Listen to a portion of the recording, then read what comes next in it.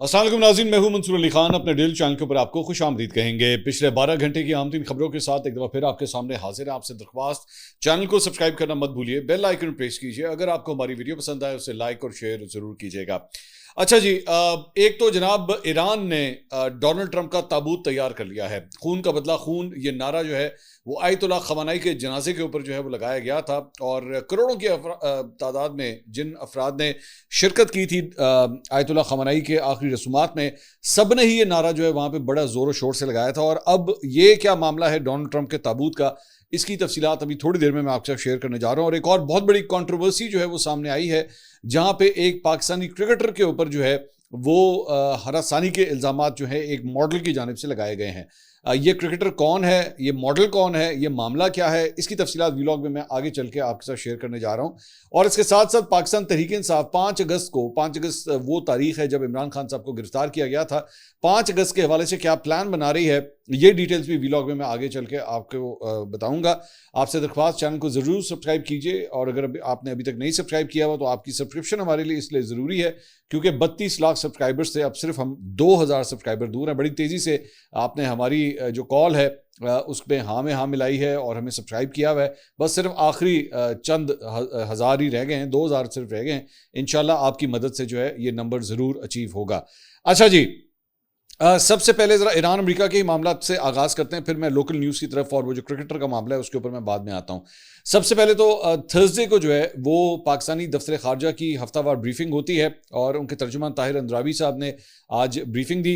उन्होंने कहा कि जनाब पाकिस्तान के दफ्तर खारजा ने ईरान और अमेरिका के दरमियान अमन कोशिशों से दस्तबरदार होने का तासुर मुस्तरद करते हुए कहा है कि सालसी की कोशिशें जो है वो जारी हैं। अब आप जानते हैं कि लेटली ईरान अमेरिका के मामला जो है वो बहुत ज़्यादा ख़राब हो गए हैं। तो ये सवाल उठ रहा था, पूरी दुनिया के अंदर जो है वो एनालिस्ट ये सवाल कर रहे थे कि क्या पाकिस्तान जो एक सालिस के तौर पर अपना किरदार अदा करता रहा है, क्या पाकिस्तान ने अपने आप को पुल आउट कर लिया है? तो उसके ऊपर दफ्तर खारजा ने कहा है कि नहीं, पाकिस्तान जो है अभी भी वो अहम किरदार अदा कर रहा है। कशीदगी वक्ती तौर पर गालिब है। उम्मीद है कि बिलाखिर अमन और मुज़ाकरात की सोच कामयाब होगी। अमन का अमल कभी ख़त्म नहीं होता, ताहम वक्ती तातुल का शिकार हो सकता है। इस्लामाबाद मफाहमती याददाश्त आज भी मौसर और काबिल अमल फ्रेमवर्क है। फरीकैन जब कशीदगी का रास्ता छोड़ेंगे तो अमन की वापसी इस्लामाबाद मफाहमती याददाश्त के जरिए मुमकिन होगी। मफाहमती याददाश्त ना ख़त्म हुई है, ना गैर मौसर हुई है और उसकी अहमियत बरकरार है। इस्लामाबाद मफाहमती याददाश्त अमन के लिए बुनियादी फ्रेमवर्क, जबकि 22 जून के पाकिस्तान कतर मुश्तरका एलामिया में अमल दरामद का रोड मैप जो है वो मौजूद है। इसके साथ साथ सेंटकॉम ने जो कल सारी कार्रवाई की है उसकी तफसीलात उन्होंने शेयर की हैं। आज 16 तारीख है, 15 तारीख को जो उन्होंने कार्रवाई की हैं उसकी डिटेल्स उन्होंने शेयर की है। उन्होंने कहा है कि जी 15 जुलाई को रात 9 बजे ईरान के खिलाफ शाम के वक्त शुरू की गई फ़िज़ाई कार्रवाइयों की एक लहर जो है वो ख़त्म हो चुकी है। अमरीकी फ़ौज ने ईरानी कमांड मराकज़, फ़िज़ाई दिफाई तनसीबात, मिज़ाइल और ड्रोन सलाहियतों और साहिली निगरानी के मराकज़ को निशाना बनाया ताकि आपने हुर्मुज़ से गुजरने वाले तिजारती जहाज़ों की बेगुनाह हमले को लाख खतरात पैदा करने की ईरान की सलाहियत को मज़ीद कम किया जा सके।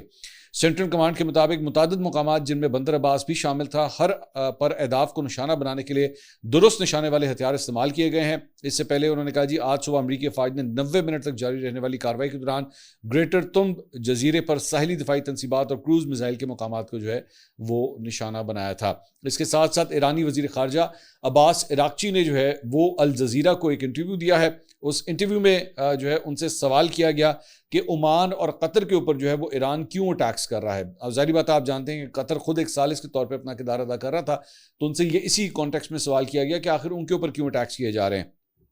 इस पर उन्होंने कहा जी इसमें ख़तरा हो सकता है।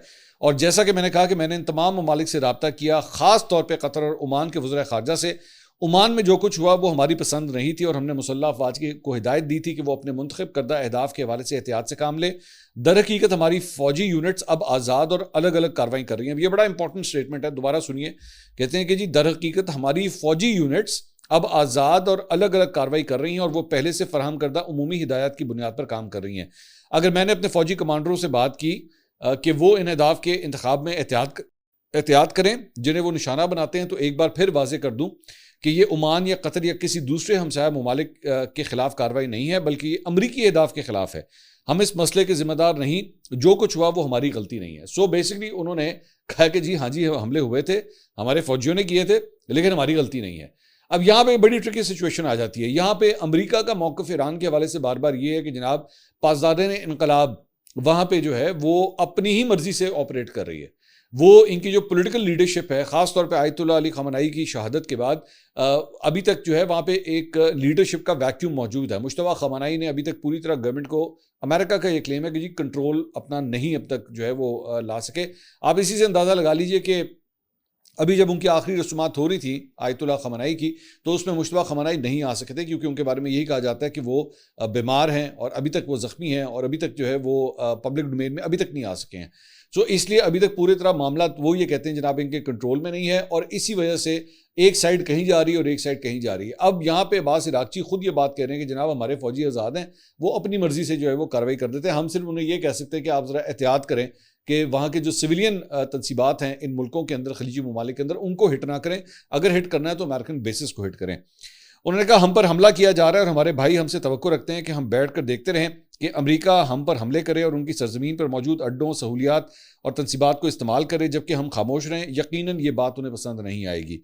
अगर वो चाहते हैं कि ये सिलसिला रुक जाए, जैसा कि हम भी चाहते हैं कि ये रुके, तो उन्हें अमेरिका और खित्ते के दीगर ममालिक से बात करनी चाहिए और उन पर दबाव डालना चाहिए कि वो इस जंग को रोकें जो ईरान की जानिब से किसी इश्तियाल अंगेज़ी या पहले से किए गए हमले के बगैर शुरू हुई। हम इस वक्त हमलों की जद में हैं और मुझे उम्मीद है कि खित्ते में हमारे भाई इस वाज़ेह नुक्ते को कबूल करेंगे और हमारी पोजीशन को समझेंगे। हमसाया ममालिक के तौर पर उनके साथ हमारे ताल्लुकात अच्छे हैं, क्योंकि हम ये इकदाम सिर्फ अपनी हिफाजत और अपनी दिफा में कर रहे हैं। इसके साथ साथ ईरानी मुसल्लह अफवाज के मरकजी कमान के तर्जुमान इब्राहिम जुल्फ़िकारी ने एक बयान दिया है। उन्होंने कहा है कि अगर सदर डोनाल्ड ट्रंप ईरान के बुनियादी ढांचे पर हमला करने की अपनी धमकी पर अमल करते हैं तो ईरान पूरे खित्ते के तमाम बुनियादी ढांचे को तबाह कर देगा। अगर इन धमकियों पर अमल किया गया तो ईरान का जवाब सिर्फ मुतनासिब नहीं बल्कि इससे कहीं ज़्यादा सख्त होगा। अब ये जब बुनियादी ढांचे की हम बात करते हैं तो सिविलियन इंफ्रास्ट्रक्चर्स की बात हो रही है, डैम्स की बात हो रही है, हॉस्पिटल्स की बात हो रही है, ब्रिजेस की बात हो रही है, रेलवे लाइंस की बात हो रही है। ये सारे के सारे सिविलियन इंफ्रास्ट्रक्चर्स हैं। और उसके बाद ज़ाहिर बात है पानी का ज़ख़ीरा करने के जो तनसीबात होती हैं, टैंक्स होते हैं, इसके साथ साथ जो ऑयल रिफाइनरीज होती हैं, ये तमाम तर गैस रिफाइनरीज होती हैं, सब की सब जो हैं ये इसी सिविलियन इंफ्रास्ट्रक्चर या ढांचा जिसे ये कह रहे हैं कि हम सबका ढांचा तबाह कर देंगे, ये बेसिकली उसमें आता है।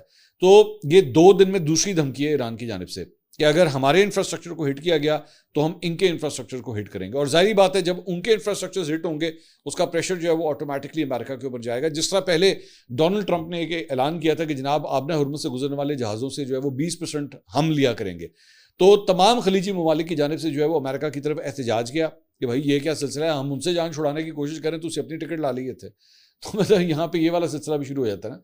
तो डोनाल्ड ट्रंप को 24 घंटे के अंदर यूटर्न लेना पड़ गया था कि नहीं नहीं यार ये नहीं हो सकता, ये तो सारे बिदक जाएंगे। अभी तो एक बिदका हुआ है ना, वो एक हमसे लड़ रहा है, ये सारे बिदक जाएंगे इस चक्कर में कि भाईजान ये क्या नया काम स्टार्ट कर दिया। यहाँ पे जो आता है वो कहता है भाई मैनू पैसे दो। तो इस वजह से भी जो है वो इनके लिए काफ़ी ज़्यादा प्रॉब्लम्स क्रिएट हो जाती हैं अमेरिकन के लिए। इसके साथ साथ ईरान ने कहा है कि उसका अपने पड़ोसी ममालिक या खित्ते के इस्लामी ममालिक के साथ तसादुम का कोई इरादा नहीं है। ताहम अगर अमेरिका ने ईरान पर हमले जारी रखे तो जंग का दायरा नए महाजों तक फैल सकता है। अब आप इसको उसी कॉन्टेक्स्ट में लें जो अभी मैं आपसे खबर शेयर कर रहा था। ईरानी फौज के तर्जुमान ने अपने बयान में कहा कि ईरान हमेशा खित्ते के ममालिक के साथ बरादराना ताल्लुकात और बाहमी ताउन के फ़रोग़ का हामी रहा है। उनका कहना था कि ईरान की मुसल्लह अफवाज की अव्वलीन जिम्मेदारी मुल्क की सलामती, कौमी मफादात और खुद मुख्तारी का दिफा है और इस मकसद के लिए हर मुमकिन इकदाम किया जाएगा। तर्जुमान ने कहा कि ईरान अपने हमसाया ममालिक के खिलाफ किसी किस्म की महाजराई नहीं चाहता बल्कि खित्ते में इस्तेहकाम और ताउन को तरजीह देता है। इसके साथ साथ ईरान ने खलीजी खित्ते के हमसाया ममालिक में मौजूद अमरीकी फौजी अड्डों पर ताज़ा हमले जो है वो शुरू कर दिए हैं। तेहरान का कहना है कि उसने खित्ते में मुताद्दद अहदाफ को निशाना बनाया है जिसमें उर्दन, कुवैत और बहरीन शामिल हैं। उर्दन की सरकारी खबर रसाई एजेंसी के मुताबिक मुल्क की मुसल्लह अफवाज ने कहा है कि उर्दन की तरफ दागे गए 8 ईरानी मिसाइलों को फ़िज़ाई दिफाई निज़ाम के जरिए कामयाबी से तबाह कर दिया गया। एक फौजी जरिए ने कहा कि मिसाइलों को रास्ते में ही रोक लिया गया जिसके बाद कोई जानी या माली नुकसान नहीं हुआ।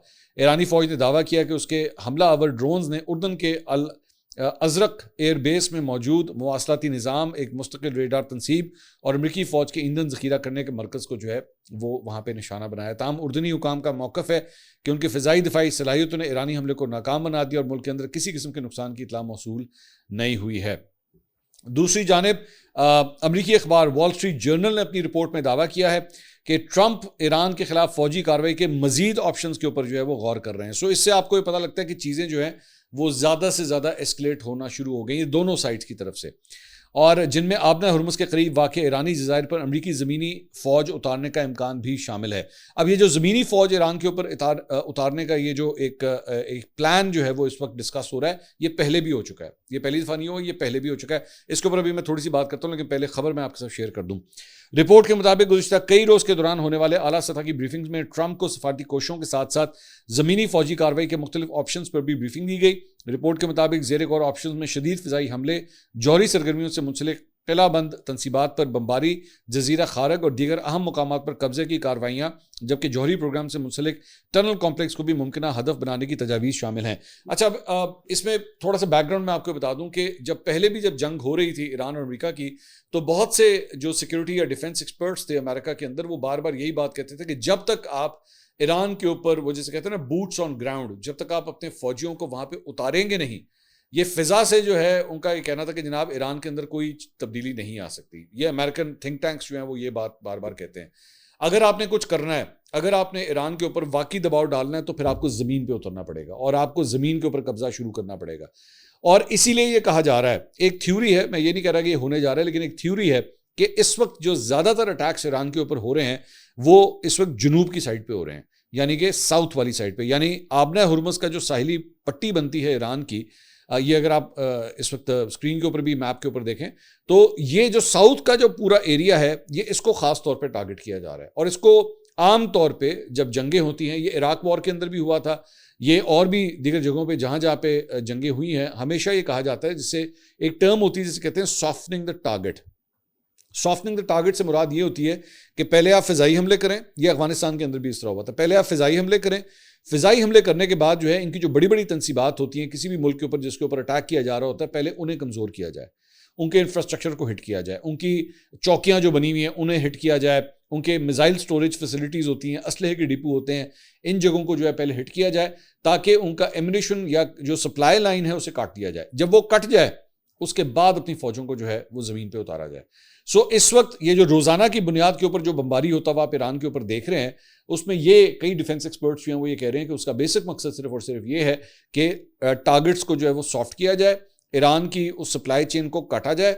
जब इन्हें मुतमिन हो जाए, इत्मीनान हो जाए कि हाँ जी अब हमने इनके कम से कम साउथ बेल्ट को, जो आपने हुर्मुज़ को कंट्रोल करता है या वहाँ पे बमबारी करता है, उसको हमने अच्छा खासा हिट कर लिया है, उसके बाद फौजियों को जो है वो उतारा जाए। और इसीलिए अभी खबर आ रही है कि जनाब डोनाल्ड ट्रंप जो है वो इन ऑप्शंस के ऊपर गौर कर रहे हैं। अभी सिर्फ ऑप्शंस डिस्कस हो रही हैं, क्योंकि साथ ही साथ जेहन में रखिएगा, चाहे कितनी ही जंग क्यों ना हो रही हो, हमेशा ये बात जेहन में रखिएगा, कितनी ही जंग क्यों ना हो रही हो, कितने ही एक्सट्रीम एंड के ऊपर मामला क्यों ना गए हों, मुज़ाकरात के लिए किसी ना किसी बंदे के साथ जो है वो राब्ता ज़रूर रहता है कि हाँ जी हुन दसो, हुन गल करनी है, अब बताएं, अब बात करनी है, अब बताएं, अब बात करनी है।